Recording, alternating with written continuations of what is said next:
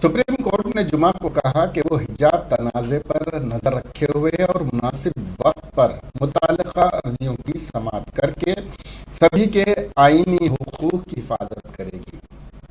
Chief justice VN. Raman ने इस मामले पर जल्द समाअत की सीनियर वकील देवदत्त कामत की दरख्वास्त को मुस्तरद करते हुए कहा कि वो मुनासिब वक्त पर इस मामले की समाअत करेंगे।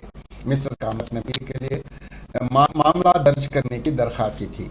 मिस्टर कामत ने खुसूसी तस्करे के दौरान कर्नाटक हाई कोर्ट के जुमेरात के अबूरी हुक्म को चैलेंज करने वाली दरख्वास्त पर जल्द समाअत का मुतालबा किया। उन्होंने 15 फरवरी से तलबा और तालिबात के इम्तिहानात के आगाज के अलावा मुख्तलिफ दीगर आईनी पहलुओं का हवाला देते हुए दलाइल दिए और खुसूसी इजाज़त अर्जी पर जल्द समाअत का मुतालबा किया। कर्नाटक हाई कोर्ट ने अपने उबरी फैसले में तालिबात को मजहबी लिबास पहनने पर इसरार न करने का हुक्म दिया था।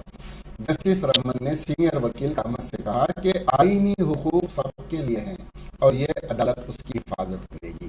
हम मुनासिब वक्त पर फहरिस्त बनाएंगे। सीनियर वकील कपिल सिब्बल ने जुमेरात को कर्नाटक हाई कोर्ट से हिजाब तनाज़े से मुताल्लिक दरख्वास्त को चीफ जस्टिस की सरबराही वाली इस बेंच के सामने अदालत उस्मा में मुंतकिल किया था और इस दरख्वास्त पर जल्द समाअत करने की अपील की थी।